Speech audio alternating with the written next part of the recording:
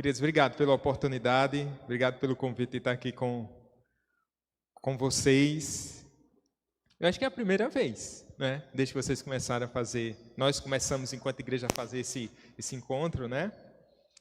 E pesa sobre nós a responsabilidade de tratarmos sobre um assunto que bastante complexo, do sol para baixo, mas assim muito tranquilo, do sol para cima. Tudo muito tranquilo para Deus. Para a gente, né? Fica aquela coisa como é. E desde já, irmãos e irmãs, eu já digo a vocês, se vocês vieram aqui com a expectativa de ouvir algo novo, vocês vão sair frustradas. Eu fiquei frustrado uma vez ao ler um livro e logo nas primeiras páginas o autor me veio com essa. Olha, se você veio aqui na expectativa de aprender algo novo, eu já lhe digo que você não vai aprender nada de novo comigo. Quando a gente toca nesse tema, certamente nós não temos nada de novo para trazer. Eu pretendo, pelo menos, não complicar mais. No entanto, eu vou seguir a linha de raciocínio da própria Elizabeth, porque ela mesmo fala que não tem competência, ela vai usar outro termo aqui, eu vou até usar as palavras dela para me defender aqui. Não seria possível, no âmbito deste livro, lidar de forma adequada ou mesmo boa com a questão da soberania de Deus, mesmo que eu estivesse equipada para fazê-lo. E aí eu já agradeço às irmãs, porque nem a própria autora se sentia equipada para fazer, vocês me chamaram. Não sinto equipada para fazê-lo. Mas, na verdade, ninguém está equipado para fazer isso, né?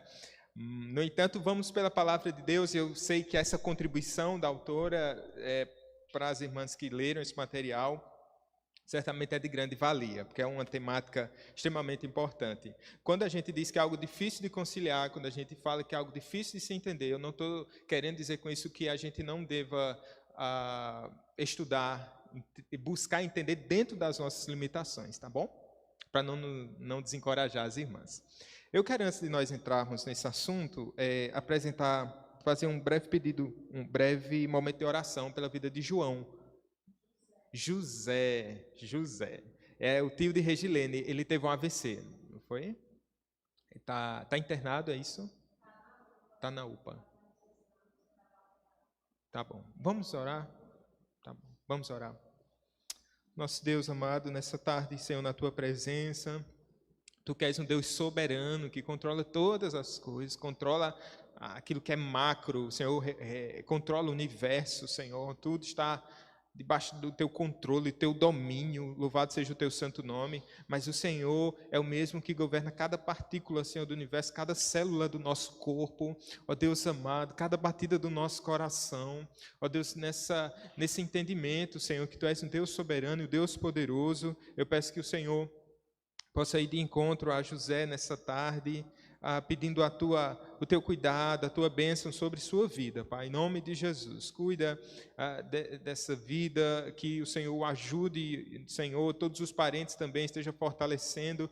E pedimos, Pai, se é da tua vontade, de maneira graciosa e humilde, nós pedimos para que o Senhor possa agir, Senhor, poderosamente na vida dele, Pai, para o louvor da tua glória. Faz a tua vontade, Senhor Deus, em nome de Jesus. Amém. Amém. Minhas irmãs, vamos então para o capítulo 6, que o tema é um Deus soberano e a escolha do homem. Um Deus soberano e a escolha do homem. Eu vou tratar aqui sobre essa temática que ela perpassa uma discussão que faz parte da história da teologia desde os seus primórdios. Por quê? Porque quando nós nos deparamos na Bíblia com a palavra de Deus, a gente vai ver que são duas verdades que elas coexistem. A gente pode chamar isso de antinomia. São duas verdades que, se você colocá-las assim, de maneira separada, se você tratar sobre elas, você vai dizer assim: há determinadas passagens bíblicas nas quais a gente vai olhar e vamos dizer sem nenhuma dificuldade: Deus é soberano. Deus governa sobre tudo e sobre todos. Não depende de quem quer ou de quem corre. No entanto, há outras passagens bíblicas que a gente vai perceber que há uma ação da vontade humana que ela é imprescindível. O homem é responsável totalmente pelos seus atos. Quando eu trato desses assuntos de maneira separada, eu vou dizer isso aqui é verdade, isso aqui é verdade. Na verdade, as duas coisas, de fato, elas são bíblicas e são duas verdades. O problema está quando eu trago as duas questões para a mesma arena, para o mesmo momento, como é que a soberania de Deus e a vontade do homem, elas são capazes de estarem ali, lado a lado. Como eu disse para vocês, do sol ou do céu para baixo é uma confusão medonha, mas do céu para cima isso se harmoniza dentro do próprio plano de Deus de maneira muito tranquila. O que eu vou falar aqui nessa tarde, se você tiver algum questionamento mais sério, eu vou dizer para você aguardar um pouco. Talvez para perguntar a alguém mais qualificado, e se esse alguém mais qualificado não puder lhe responder, eu peço para você aguardar mais um pouquinho na glória você vai poder se esclarecer totalmente sobre essa questão aqui. Veja que há uma recapitulação no capítulo 5 e o capítulo 7, o capítulo 6 meio que vai preparar para o que está por vir, porque o propósito aqui da Elliot é tratar sobre uma vida de obediência e ela deseja estabelecer assim um terreno bem sólido. Ela quer fincar assim, algumas estacas que são importantes para a gente poder adentrar nessa questão da obediência. E por que isso ocorre? Porque a obediência ela pode ser mal compreendida. Existem aqueles que são libertinos, aqueles que vão dizer assim, olha,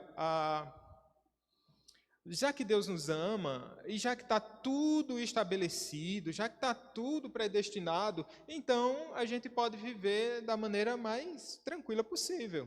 Não já está tudo decretado? Não vai acontecer. Isso é uma espécie de fatalismo. É um fatalismo, né? Está tudo determinado, independentemente do que eu faça, então vou fazer o que der na telha, porque o que eu fizer é porque Deus já predestinou e pronto. Isso é uma desculpa assim para aqueles que querem se usar de uma doutrina tão cara e tão sã para justificar os seus atos. Por quê? Ora, quando Paulo escreve aos Efésios, ele vai dizer sim, de fato Deus nos predestinou, mas ele nos predestinou para a santificação. Então, dentro desse escopo da predestinação para a salvação, está impreterivelmente esse aspecto da santificação. E justamente ela vai tocar nesse assunto. Por isso que antes dela entrar nessa questão de obediência, ela quer estabelecer muito bem isso, para não haver equívocos, né? Existe, por outro lado, aquelas pessoas que podem entender essa questão da predestinação como que fosse uma responsabilidade somente dela, a santificação como uma responsabilidade somente dela, a obediência assim, somente pela força humana. E aí, quando a gente pensa nisso, pensando na salvação, qual o resultado disso? Eu vou entender que a salvação, ela ocorre pelo esforço humano. Não é. Ainda que a gente diga assim, olha, sim, Deus tem 99% de responsabilidade sobre a salvação. Você diz, é um número exorbitante, né? Mas 1% tem algo ali que é do homem. Há uma decisão ali, último momento, um instante ali, o start pertence ao homem. A gente já comprometeu totalmente essa questão da soberania de Deus. Veja como é um terreno assim que a gente precisa estar bem assim esclarecido quanto a essa questão da soberania de Deus. Pois bem, quando ela vai tratar, ela vai usar 7 princípios da obediência aqui, né? Vocês estão vendo esse livro desde quando? Já faz um tempão, né? Já tivemos, desde o começo do ano, presumo, né? A gente está no mês 7, né? Então, tudo isso que vimos até aqui não é nada mais, nada menos do que um terreno que ela está preparando para entrar na questão de fato da disciplina. Porque se você prestar atenção, ela vai começar no próximo encontro, nesse mesmo canal, né? Falar sobre essas questões da disciplina. Disciplina do corpo, da mente, posição, tempo, posses, trabalho, sentimentos. Então, quando ela pensa sobre essa disciplina, e de maneira muito acertada, como a própria Escritura nos ensina, sobre esse Deus que faz tudo por nós, no que tange a salvação. Eu estava morto nos meus delitos e pecados. No entanto, quando ele me deu nova vida, ele colocou essa liberdade de fazer a sua vontade. Veja como essa questão é importante aqui. Eu estou falando algumas coisas que até Eliot não tocou de maneira tão objetiva, mas assim, eu penso que isso é importante, não querendo acrescentar nada aqui da Eliot no sentido do seu trabalho, que é uma bênção, mas só para a gente tentar entender, como eu disse para vocês, eu não quero complicar a questão, né? Olha só, não existe nenhum homem livre, nenhuma pessoa livre depois do pecado. Todos são escravos do pecado. Mas Deus, quando ele criou o homem, ele dotou o homem dessa liberdade. Eu vou usar aqui o termo aqui de 4 pontos que são estabelecidos pela teologia, mais necessariamente por Agostinho, que foi um teólogo lá do século IV. Primeiro, a capacidade para pecar e capacidade para não pecar. Deus dotou o homem, e eu estou pensando aqui em Adão e Eva antes da queda.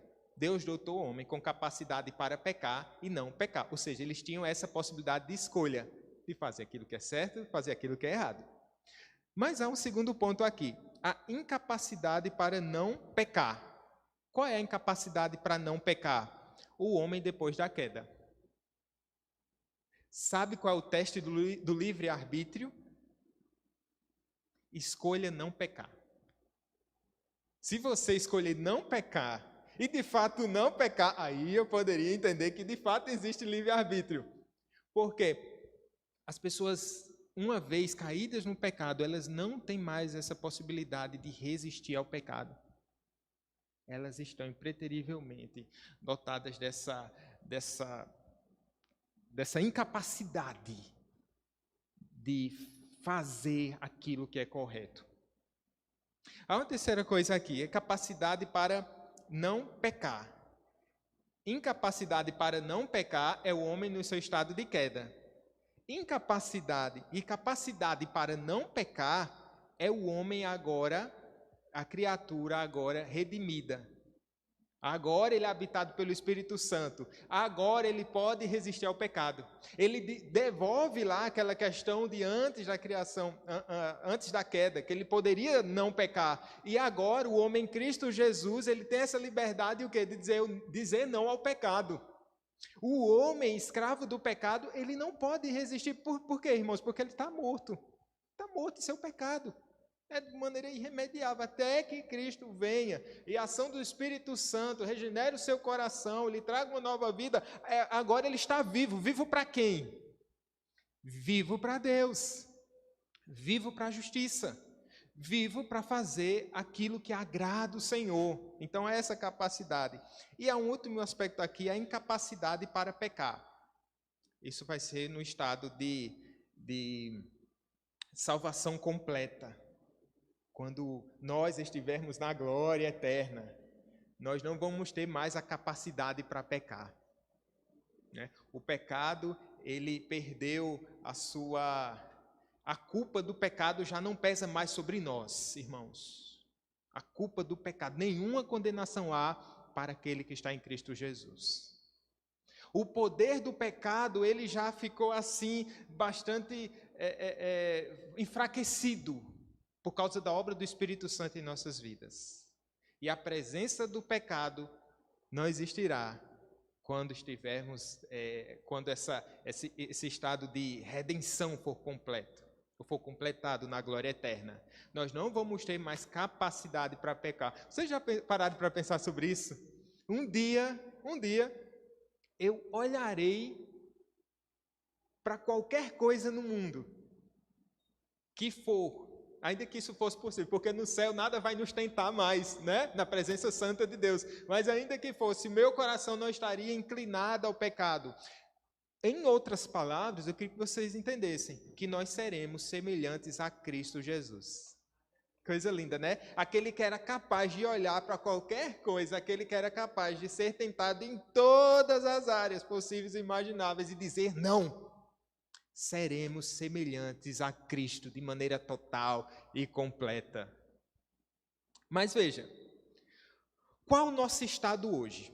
Perguntando para vocês aqui. Qual o nosso estado hoje? A gente tem capacidade para pecar e para não pecar. Esse era o estado do homem antes da queda. Incapacidade para não pecar ou capacidade para não pecar? Em resumo, hoje eu tenho a capacidade para não pecar. Aí você pode dizer, mas eu ainda não peco? Sim, nós estamos nesse estado de santificação. Ainda pecamos, mas o pecado não tem mais domínio sobre as nossas vidas. E por que falar sobre isso? Porque eu creio que tem tudo a ver quando nós pensamos sobre a questão da obediência. Hoje nós podemos obedecer a Deus por causa dessa salvação que nos alcançou. Não tínhamos vida, mas hoje nós estamos vivos para a glória de Deus. E hoje eu tenho nova vida. E não somente isso, hoje eu tenho desejo, já parou para pensar sobre isso, eu tenho prazer de fazer a vontade de Deus. Aqueles que estão em Cristo Jesus têm esse prazer de fazer a vontade do Senhor. Então, vamos lá. Eliot vai falar que Deus está no controle de todas as coisas. E ele pensa aqui da maneira macro, assim, sobre o universo, né? Sobre todas as coisas. O Deus que criou todas as coisas e o Deus que preserva todas as coisas para a sua glória. O Deus que mantém todas as coisas funcionando em plena harmonia, debaixo do seu poder. Mas esse Deus também deve estar no controle das pequenas coisas. É o que a gente chama aqui da doutrina da providência. É o mesmo Deus que controla o universo, o mesmo Deus que rege o universo, é o mesmo Deus que controla os pequenos atos dos homens. Que às vezes a gente tem dificuldade em entender isso, né? Talvez quando a gente olhe para a criação como um todo, diz assim, deve ter um Criador. E esse Deus, ele cria, e esse Deus sustenta todas as coisas. Mas quando nós olhamos para a ação dos homens, aí a gente já fica um pouco, eita, será que Deus age e controla a ação dos homens? Ela põe uma frase do Albert Einstein que diz assim: um espírito se manifesta nas leis do universo, muito superior ao do homem, e um espírito em face do qual nós, com nossos modestos poderes, devemos nos sentir humildes. Isso é um cientista, né, falando. Diante da criação, ele se coloca numa posição de humildade. E ele diz assim: a causalidade tem que existir, uma causa primeira. O universo não poderia operar sobre o acaso.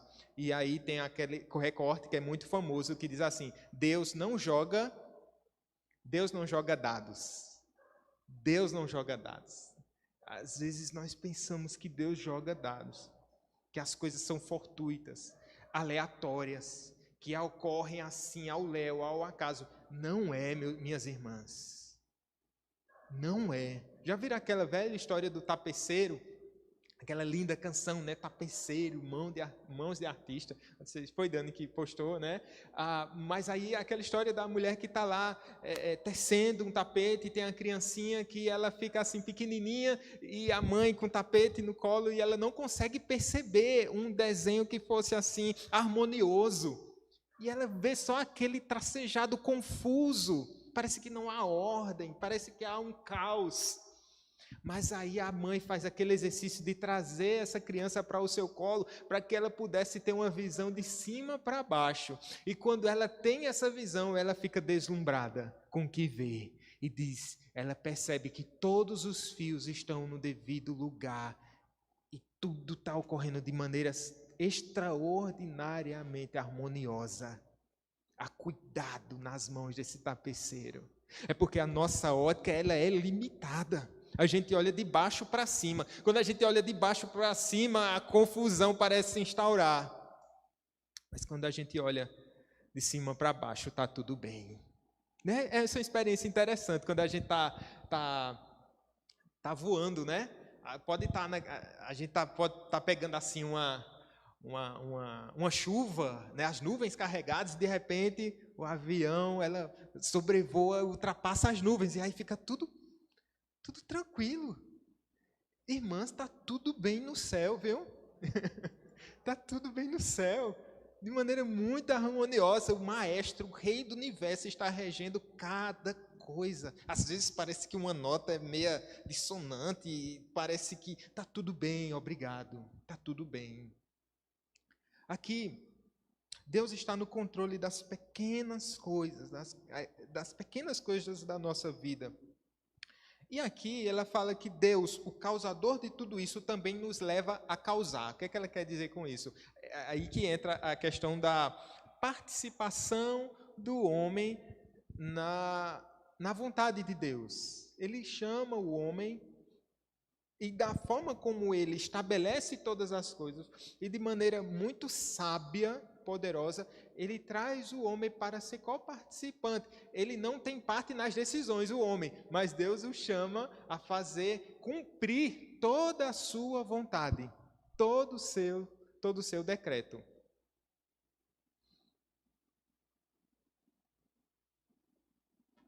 Ela vai trazer alguns exemplos de soberania e liberdade em ação. A gente vê isso nas páginas 44 e 45. E aí ela vai trazer dois exemplos. Se alguém leu, sabe, né, desses exemplos? Sabe de quais são esses exemplos que ela trata? Dois personagens importantes aí. Ela vai falar sobre Moisés e depois ela vai falar sobre outro personagem. Noé, exatamente. É o poder soberano de Deus em ação para libertar o povo de Israel. E veja a cena aqui que ela nos traz, a mente é quando o povo de Israel está encurralado e eles estão ali diante do mar, tem um exército inimigo, eles não têm para onde ir, e Deus de maneira soberana, com poder sobre a natureza, ele faz o quê? O poder sobre a natureza, justamente isso, ele abre o mar, mas e só ele poderia fazer isso, só ele. O mesmo Deus que andou por sobre as águas, é o mesmo Deus. Mas, não obstante, ele chama Moisés a participar disso. De maneira tão limitada, apenas com uma vara. Mas Deus diz, vai Moisés, toca nas águas, o mar vai se abrir. Veja que há uma resposta de Moisés quanto a isso. Deus já tinha um plano de libertar o povo. Ele iria libertar, mas dentro do seu plano ele coloca um personagem, ele coloca Moisés, ele chama Moisés, ele comissiona Moisés, ele protege Moisés. Talvez você lembre da história lá, nas águas do Nilo, quando o Senhor Deus preserva a vida dele, lá e usa Joquebede, né? Veja que coisa extraordinária. Mas e aí, Deus se utiliza de Moisés, mas Moisés responde em fé, que é pela fé. Não pense que Moisés bateu forte na água porque de alguma forma ele pensava ter esse poder. Eu me lembro das palavras lá, da atitude dos discípulos de Jesus. Quando eles passaram a noite tentando pescar e nada apanharam. Lembra desse episódio? Nada apanharam. Então eles exaustos e Jesus ali na história e ele diz assim, olha, voltem ao mar. Lancem as redes. E aí, Pedro, creio que é Pedro que diz assim, Senhor, tendo trabalhado a noite inteira, nada apanhamos. Mas sobre a tua palavra, nós lançaremos a rede. É a resposta em obediência desse Deus que controla a natureza. Desse Deus que diz assim, atire as redes ao mar. E é o mesmo Deus que faz um mergulho e diz para os peixes, peixinhos, vocês têm todos que entrar agora. E os peixes, agora. E quantos? Ele mesmo estabelece quantos peixes devem entrar ali. E é o mesmo que sustenta as redes para elas não arrebentarem. E é o mesmo que sustenta o mar. E é o mesmo que dá o sentido do vento. É o mesmo que controla o universo em cada um dos seus detalhes. Esse é o Deus soberano. Sim.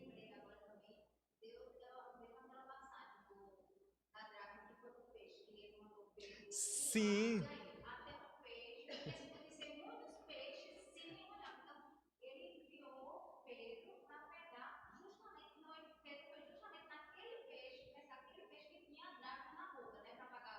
O imposto, é verdade. Aquela dracma era aquele peixe. Imagine só o cardume, há milhares, milhões de peixes naquele mar. É aquele. E nem adianta outro pescador, talvez, fazerem fila para pescar, para tentar ver se tinha um peixe premiado, né? É só aquele. Mas veja que coisa linda, irmãos. Deus, dentro do seu plano soberano, insere o homem nessa história. A história de Noé também. Deus, ele vê a maldade do homem e resolve acabar, não que ele tenha sido surpreendido com a maldade do homem. Deus não se surpreende com o nosso pecado. Já pensou, meu Deus, Carla fez isso. Acho que Carla também não peca tanto assim, né? Não, né? Mas assim, olha assim, meu Deus, irmã Nessi, eu não acredito que minha serva Nessi fez isso. Eu não acredito que ela fez isso de novo. Não, ele não é pego de surpresa com o nosso pecado, né? Mas ele tem um plano todo especial. E aí ele manda, e ele resolve salvar o mundo através de um dilúvio.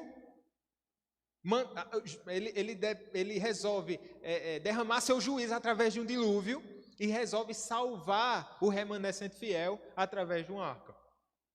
Os anjos poderiam ter feito esse equipamento moderno, com a estrutura assim de primeiro mundo, mas ele chama Noé, e Noé responde em fé. Deus é soberano, e ele chama o homem a participar dessa vontade dele soberana, que ele mesmo já estabeleceu.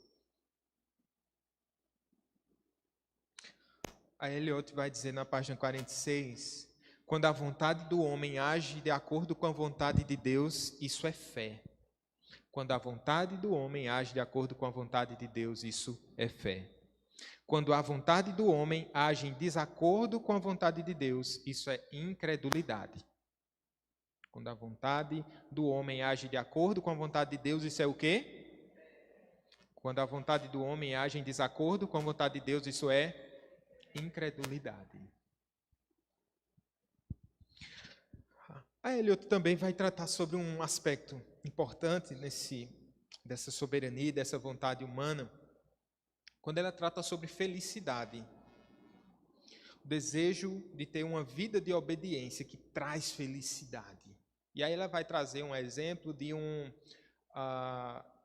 músico e de um atleta, que eles voluntariamente se submetem a um exercício difícil.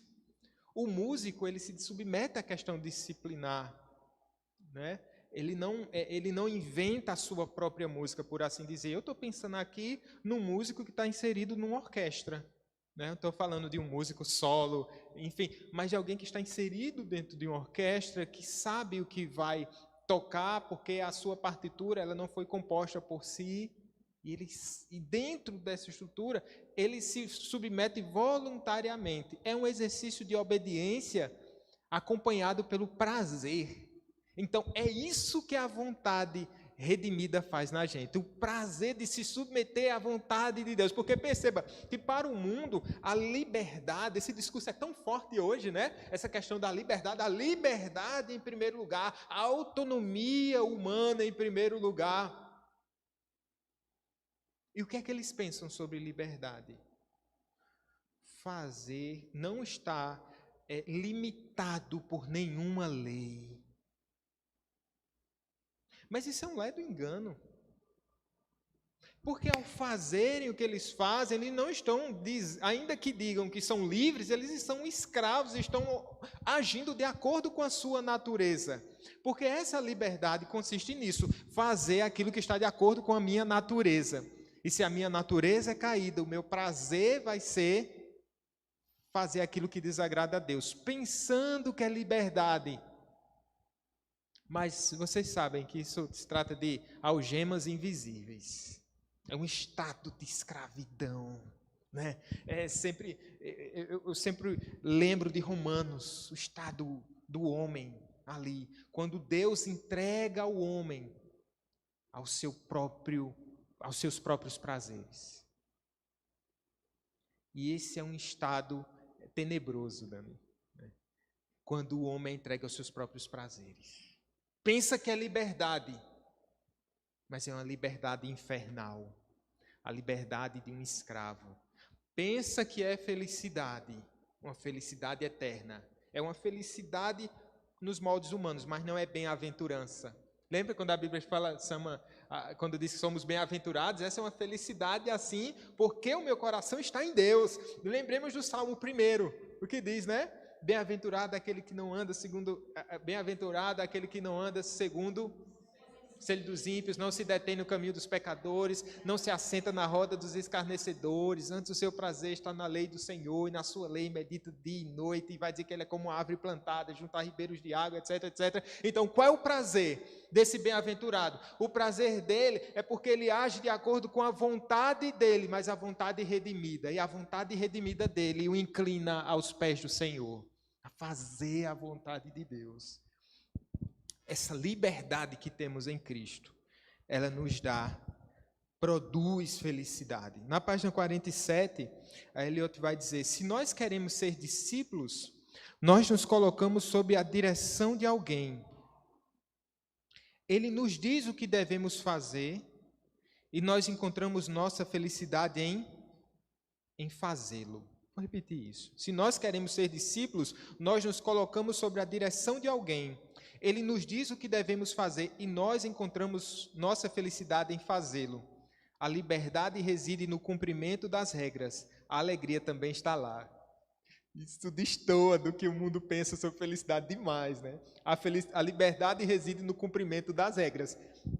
Elas definitivamente, essas duas palavras não estão no mesmo dicionário no mundo.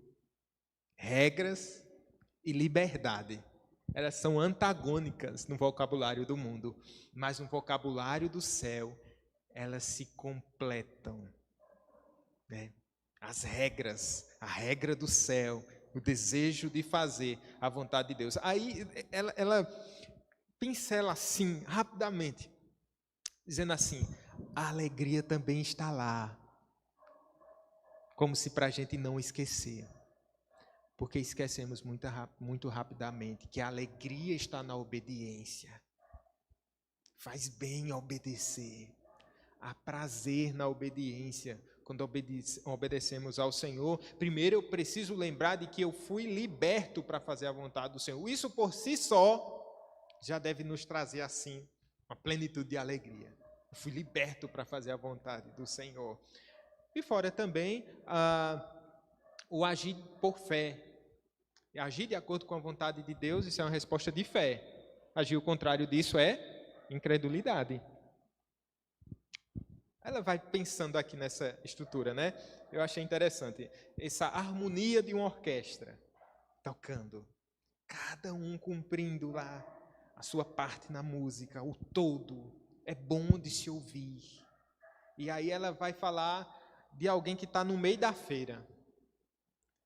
Tem menino correndo, tem vendedor falando quanto é a banana, tem carro passando e buzinando, aquela barulhada toda, as pessoas estão todas ali livremente, por assim dizer, para fazer as suas próprias coisas, e o resultado disso é o caos, o resultado disso é cacofonia, não há harmonia. Veja, um tipo de liberdade que ela vai dizer, eu me interesso muito mais pela liberdade da orquestra, desse som harmonioso.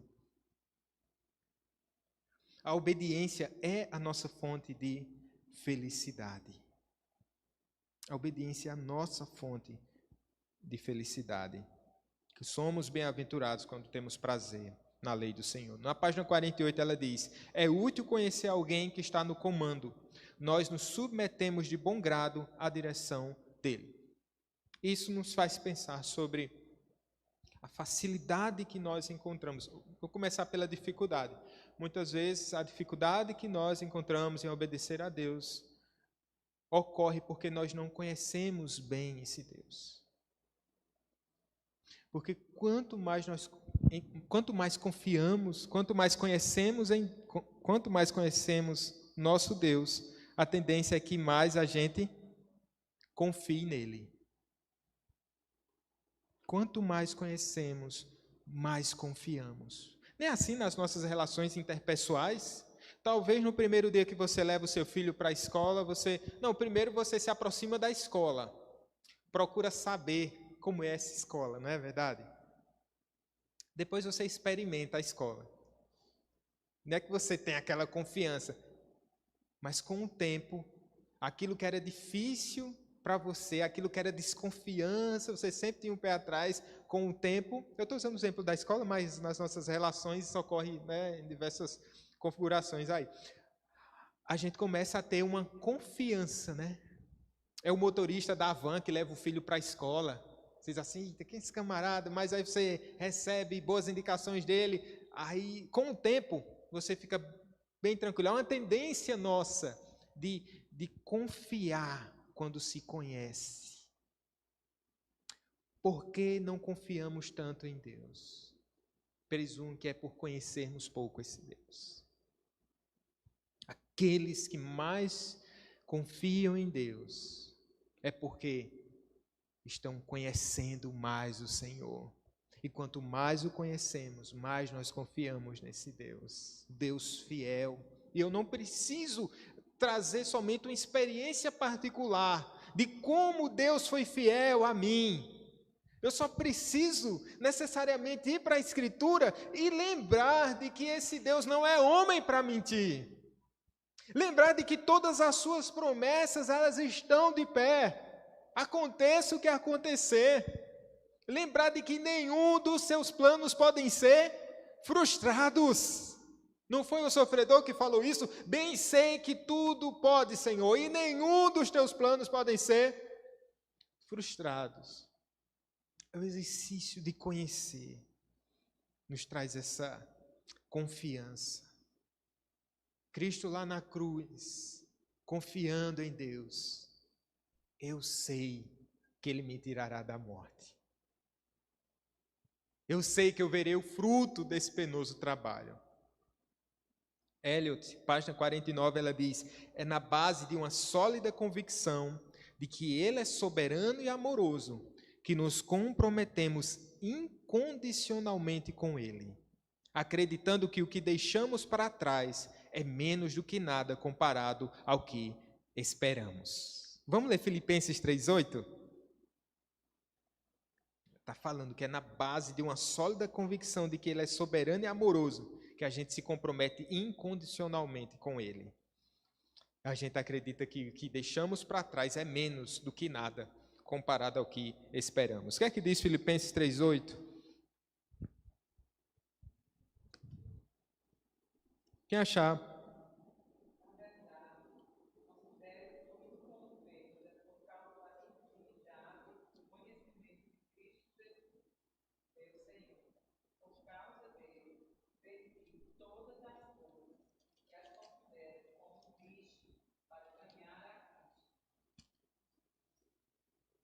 Perdi todas as coisas. A obediência, se a gente olhar assim, em termos humanos, parece que vai trazer muito mais prejuízo do que vantagem, né? Mas Paulo está dizendo aqui que o que ele perdeu, e ele diz assim, eu perdi todas as coisas, e aqui ele está aprisionado, né? Então a gente pode pensar, ele perdeu, primeiro, ele perdeu a liberdade, está aprisionado. Perdeu toda a sua, todo o seu histórico lá dentro do judaísmo, que era um grande líder, né? E tantas outras coisas. Mas ele considera isso o quê? Nada, como refúgio para ganhar a Cristo. Na página 49, Eliot ainda diz, Deus nunca nos decepcionará. Ele nos ama e tem apenas um propósito para nós, a santidade, que no reino dele equivale à alegria. Na página 49, ela nos diz isso. Deus nunca nos decepcionará se a nossa alegria for ele, né? Se o nosso coração estiver nele. Ele nos ama e tem apenas um propósito, qual é? A santidade, que no reino dele equivale à alegria. A santidade no reino dele equivale à alegria. Então, justamente quando nós pensamos em obediência, nós estamos pensando em alegria. Quando pensamos em obediência, nós estamos pensando em santidade. Essa santidade produz alegria. Se você pensa que a santidade, ou se você tem percebido que a santidade não tem produzido alegria, eu peço que você volte um pouquinho e pense na razão de você estar fazendo o que faz. O próprio Paulo está nos ensinando isso. Considerou tudo como um nada por causa de Cristo. A alegria, o que o salmista vai nos dizer, que na presença do Senhor há plenitude de alegria. Plenitude, alegria completa. Em João 1,12, ele vai falar de um texto que é importante também. Diz assim: mas a todos quantos o receberam, deu-lhes o poder de serem feitos filhos de Deus, a saber, aos que creem no seu nome. E esse texto vai nos falar sobre essas duas verdades. Todos que receberam, deu-lhes o poder de serem feitos filhos de Deus, aqueles que creram no seu nome. É o Senhor que dá o poder. Mas o que entra aqui, essa resposta humana, a resposta da fé. Aqueles que creem no seu nome. E aqui eu já adianto para os irmãos que a fé é um dom de Deus. É por isso que a gente vai ficar nesse, né? Nesse chove não molha. É por isso que é difícil a gente entender, né? A fé é um dom de Deus. Eu respondo com fé e o Senhor Deus nos dá o poder de sermos feitos filhos dele. O que nos faz seguir o caminho da obediência? A convicção de que o Senhor Deus é amoroso e nos ama. O que nos faz seguir o caminho da obediência? Essa convicção de que o Senhor, Ele tem o melhor para nós, segundo a sua boa vontade, segundo o seu amor. Ele nos trata com amor. E aí ela vai trazer um dilema, quando trata sobre o sofrimento e a soberania de Deus.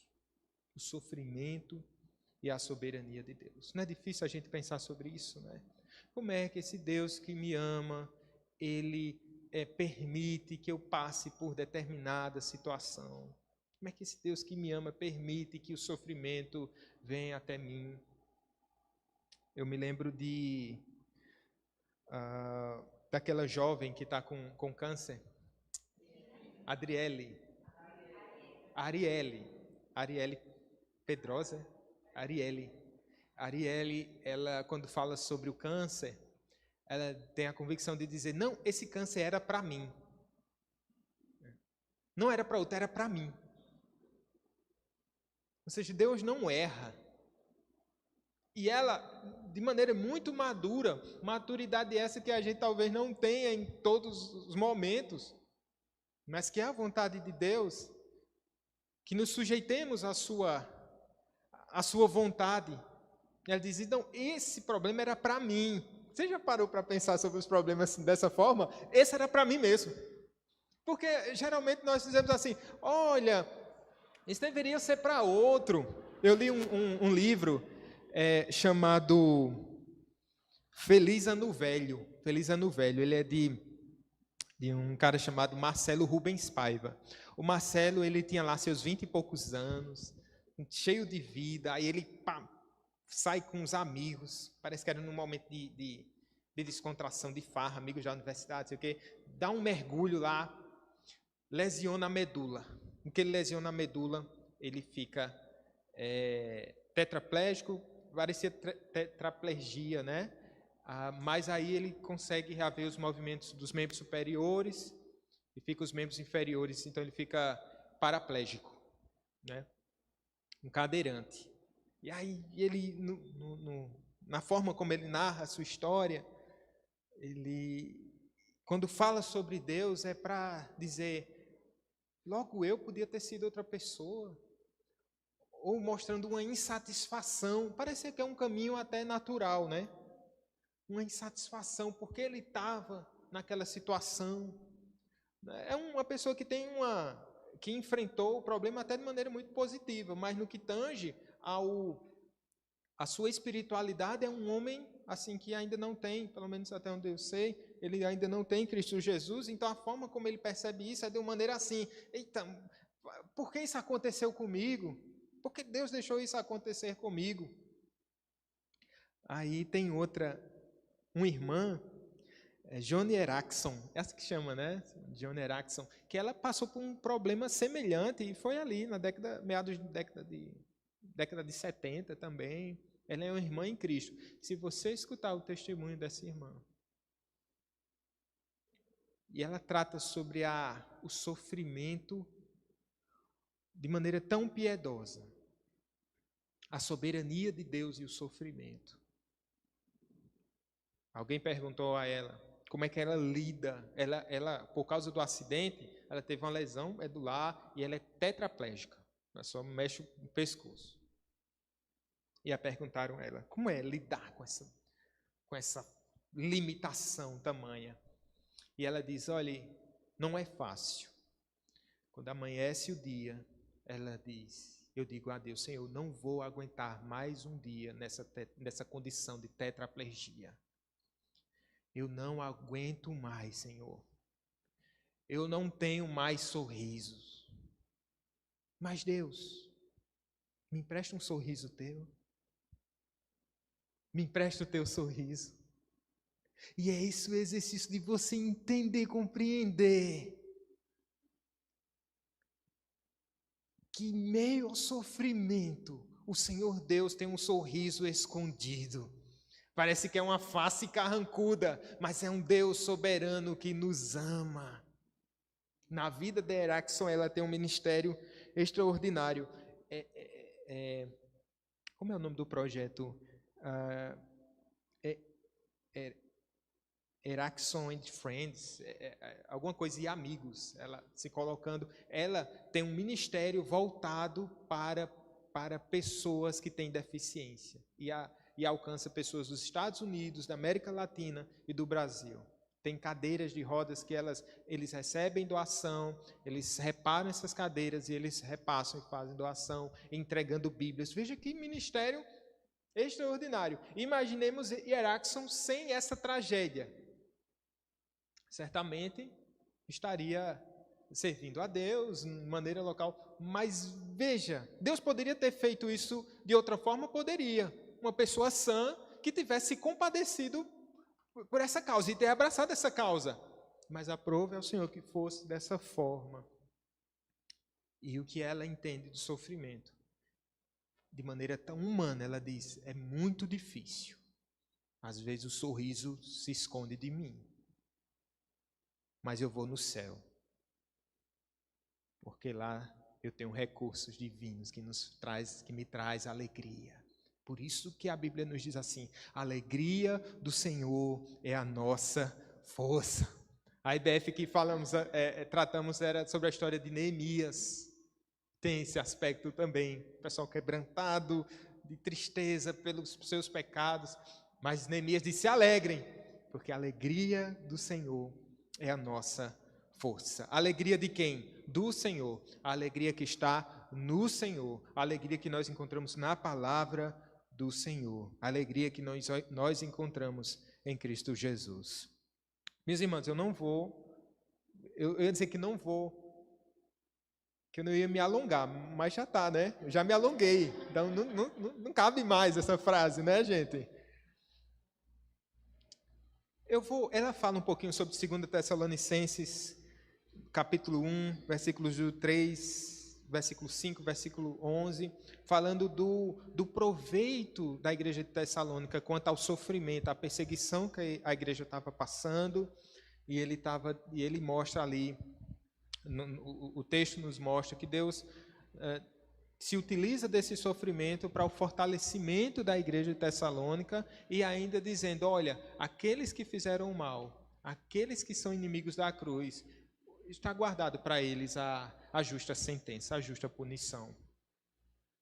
Mas eu quero pegar com vocês o finalzinho, acho que as duas frases do capítulo, as duas últimas frases. Um é uma frase e outra é um episódio lá com Spurgeon. Só essa frase aqui.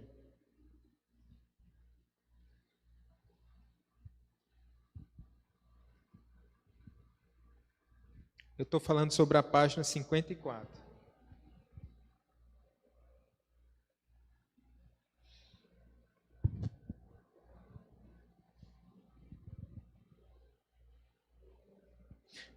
Diz assim: a Bíblia não explica tudo o que é necessário para a nossa satisfação intelectual, mas explica tudo o que é necessário para a nossa obediência e, portanto, para a satisfação de Deus. Olha que coisa linda isso. Ela não explica tudo o que é necessário para a nossa satisfação intelectual, né? Para o nosso entendimento, para a nossa compreensão racional.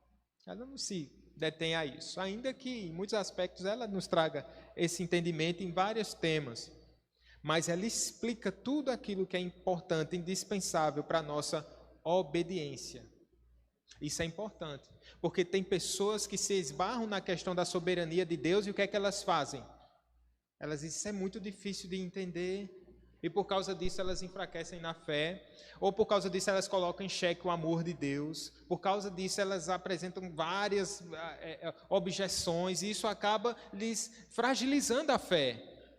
Mas tudo o que foi escrito, irmãos, irmãs, é para a nossa vida de obediência, para a nossa vida de piedade, para a nossa vida de amor e dedicação ao Senhor. Eu sei que é difícil conciliar. Imagine o homem bom, que por determinação de Deus, pela escolha divina, ele sangra numa cruz até morrer. Mas imagine que nesse mesmo episódio, o Senhor Deus estava redimindo um povo para si. Em Atos 2, 23, e esse é o último texto, quando eu penso em conciliarmos nesse difícil exercício de aproximarmos a soberania de Deus e a escolha humana, esse texto também está aqui no livro. Sendo este Jesus entregue pelo determinado desígnio e presciência de Deus, vós o matastes, crucificando por mãos de iníquos. Veja que esse plano de Deus é eterno aqui. Deus é soberano. Ele foi entregue pelo determinado desígnio e presciência de Deus. Por isso Jesus, ao ser levado à cruz, ele diz: opa, eu não estou sendo aqui constrangido a ir para a cruz por causa dos homens. Não é uma coerção dos homens, mas eu me entrego voluntariamente à cruz. Todo aquele ato atroz dos homens foi por pura maldade. Porque aquela captura de Jesus, ainda com aqueles moldes de tanta violência, não seria necessário. Voluntariamente, o Senhor Jesus iria à cruz, iria ao madeiro. Mas veja, é por presciência de Deus, mas ele não escapa da responsabilidade humana. Vocês o mataram, crucificando por mãos de iníquos. A responsabilidade do homem.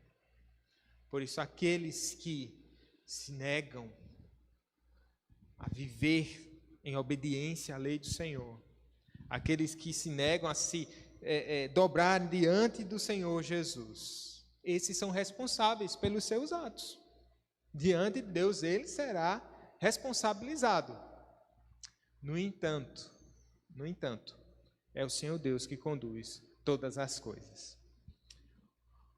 Como é que isso funciona, pastor? Eliot não soube responder. Eu não sei conciliar. Mas do céu para cima está tudo bem. Esse é o Deus soberano, que governa sobre tudo e sobre todos. Que governa a sua vida, viu? Governa cada detalhe da nossa vida. Vale a pena, irmãs, viver na presença do Senhor. Viver em obediência ao Senhor. Na alegria do Senhor. Ainda bem que minha vida não está entregue ao acaso. Você teria muitas razões para se preocupar. Mas se você sabe que é um Deus amoroso que cuida de você, você tem milhões de razões para descansar. Vamos ficar em pé, vamos orar.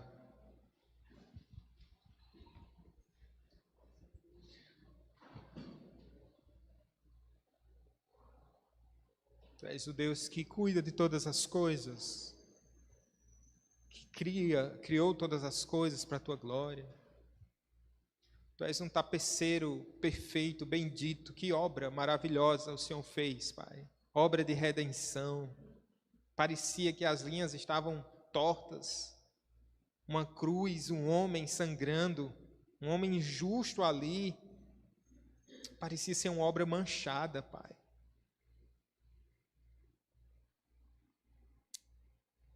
mas era uma obra de Deus perfeita, obra da redenção. Na nossa vida, Pai, tantos desencontros, às vezes parece ser um caos, mas não, Senhor Deus. O Senhor que rege todas as coisas para a Tua glória e para o nosso bem.